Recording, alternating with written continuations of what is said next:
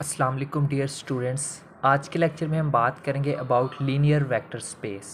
Students, सबसे पहले तो हम लीनियर वेक्टर स्पेस का इंट्रोडक्शन देखेंगे, साथ में जो है वो इसके कुछ पॉइंट्स होते हैं उनको भी हम डिस्कस करेंगे। तो स्टार्ट करते हैं इंट्रोडक्शन के साथ। In quantum mechanics linear vector space is a fundamental mathematical framework use to describe the state and behaviour of quantum system. जो क्वांटम मैकेनिक्स के अंदर जो लीनियर वेक्टर स्पेस है, ये क्या है, हमारे पास एक बेसिकली फंडामेंटल मैथमेटिकल फ्रेमवर्क होता है जिसको हम किसी भी क्वांटम सिस्टम की स्टेट को और उसके बिहेवियर को डिस्क्राइब करने के लिए यूज़ करते हैं। ठीक है, this space provides a mathematical foundation for representing quantum state. ठीक है, जो ये हमारे पास जो लीनियर वेक्टर स्पेस होती है, ये क्या करती है, वो मैथमेटिकल फाउंडेशन हमें प्रोवाइड करती है जिसकी मदद से हम जो क्वांटम स्टेट्स को रिप्रेजेंट करते हैं, ऑपरेटर्स को रिप्रेजेंट करते हैं एंड ऑब्जर्वेबल्स को भी रिप्रेजेंट करते हैं। ठीक है, ये बेसिक इंट्रोडक्शन था अबाउट लीनियर वेक्टर स्पेस। सो आगे देखें,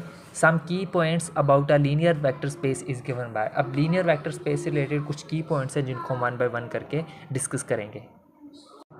सबसे पहले तो हम बात करते हैं वेक्टर स्पेस की। ठीक है, तो वेक्टर स्पेस क्या होती है?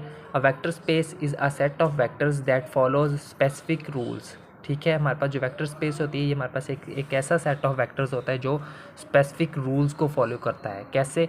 सच as vector addition and scalar multiplication. जैसे कि हमारे पास वेक्टर एडिशन होती है और स्केलर मल्टीप्लिकेशन होती है।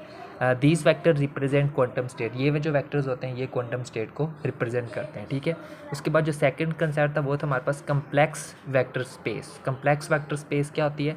The quantum states are represented in a complex vector space. जो क्वांटम स्टेट्स होती हैं उनको कम्प्लेक्स वेक्टर स्टेट्स के कम्प्लेक्स वेक्टर स्पेस के थ्रू भी रिप्रेजेंट किया जाता है। मीनिंग जिसका मतलब क्या है कि the components of the state vectors are complex number. जो किसी भी स्टेट के जो कंपोनेंट्स होते हैं वो हमारे पास क्या होते हैं?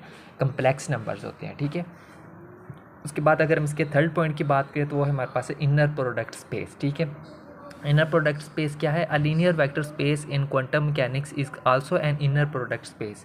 किसी भी लीनियर वेक्टर स्पेस को हम क्वांटम मैकेनिक्स में हम उसको इनर प्रोडक्ट स्पेस का नाम भी देते हैं, जिसका मतलब क्या होता है?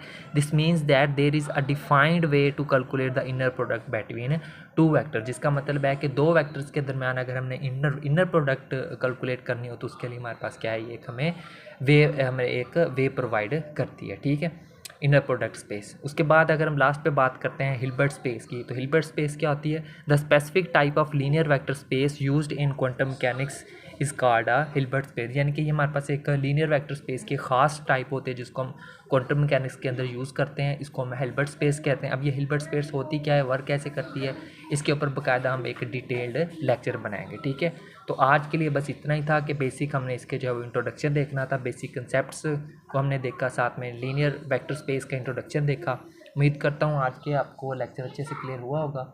मिलते हैं नेक्स्ट लेक्चर में किसी और टॉपिक के साथ, तब तक के लिए टेक केयर एंड अल्लाह हाफिज़।